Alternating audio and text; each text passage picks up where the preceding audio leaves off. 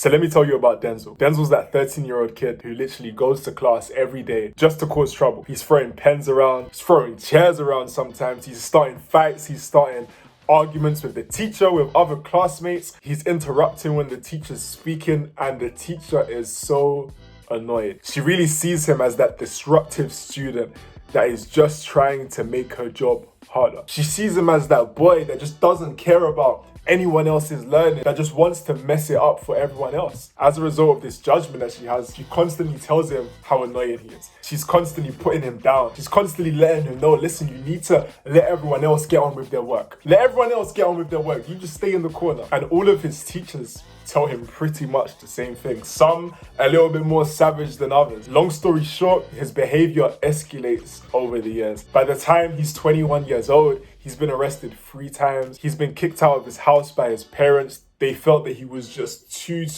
much to handle. And on top of that, he failed all of his exams. Now, let's imagine a parallel reality where this same 13-year-old kid has this same teacher, but rather than her actually judging him and seeing him as that person that's just trying to mess things up for everyone else, she looked at his situation a bit different. She didn't see him as that kid that was just trying to start trouble. She saw him as that troubled kid. So instead of constantly putting him down, she takes the time to have a conversation with him privately, to have a few conversations with him privately so that she can aim to understand what's really going on in his head, why he's really behaving in the way that he's behaving. Over time, she realizes that the only reason he's so disruptive is because he's so insecure within himself. At home, his parents do nothing but ignore him and put him down. Lacking attention from his parents, he sees school as an opportunity for him to get some attention, get some laughs by being that class clown, by being that quote-unquote cool kid.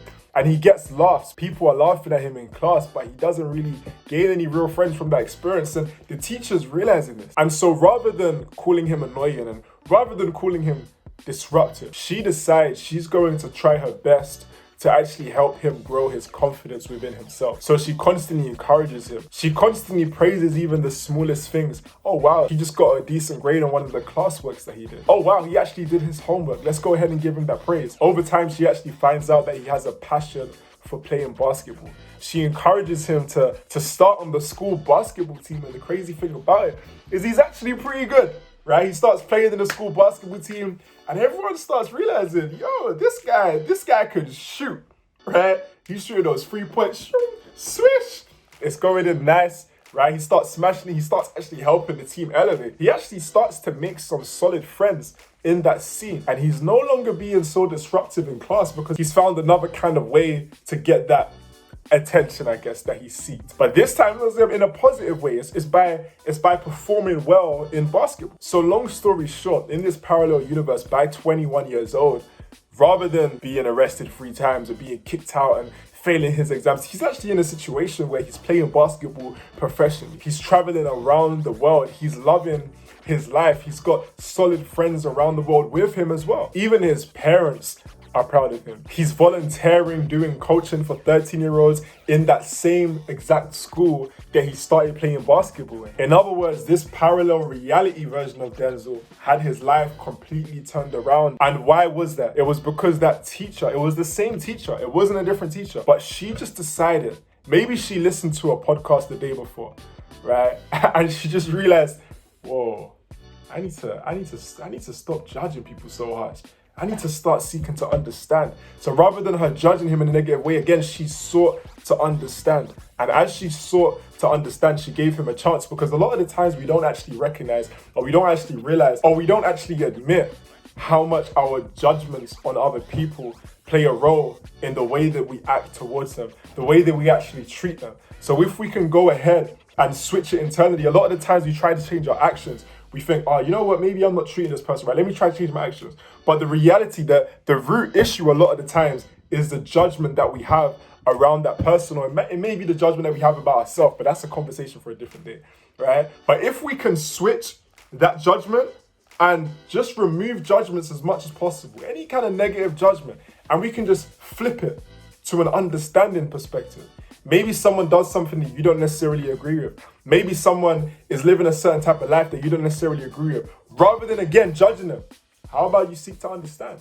How about you start speaking to that person a bit more? You never know how much of an impact you can actually have on that person's life. So listen, the message today, please, the next time you're about to judge someone, just think before you do. Just seek to understand. At the end of the day, who are we to judge somebody else?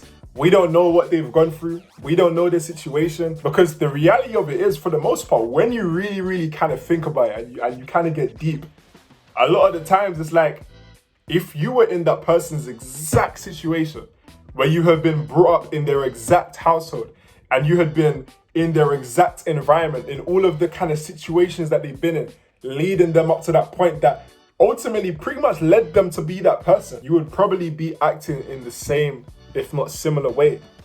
Because our environment plays such a massive factor on kind of the person that we are. So based on that, how can we judge someone just because they were born in a different part of the world? That's essentially what's going on.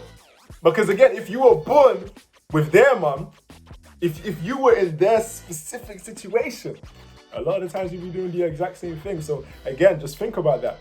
Think about that before you judge someone. And also just think about the implications of what judging that person can do. Because when we judge someone, a lot of the times, again, it influences our behavior. We start to treat that person like the person that we see them as in our mind. And that goes ahead and it reaffirms the identity that they see themselves as, if that makes sense. Now they're seeing themselves how you're treating them. They're seeing themselves as that little annoying kid. As that little failure. As that little guy who don't care about anyone else. But if we can treat them differently, we can kind of shift that self-identity that they have of themselves. But that's a different convo for a different day. But listen, I don't want to make this video too long. So if you did get value from this video, if you agree, in fact, I'm interested to know you guys' thoughts. This is really the way that I see it. I don't really see it as we should be judging other people, especially the reality of it is that more time, no one's really perfect anyway. So we're judging someone else, but they could look at a different angle. They could see us on a different day, and they could look at that specific aspect of ourselves that isn't quote unquote perfect. That mistake that we made one day, they could judge us.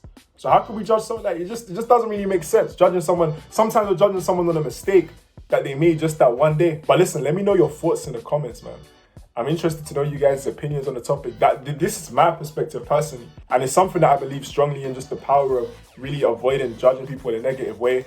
But what do you guys think? Let me know in the comments. Go ahead and drop a subscribe if you're new to the channel, or if you haven't subscribed yet. If you like topics like these, if you like just being able to think a bit differently, being able to grow, because that's what we're doing here, man. We're all growing together. But with that being said, I'm gonna go ahead and catch you soon. Peace out.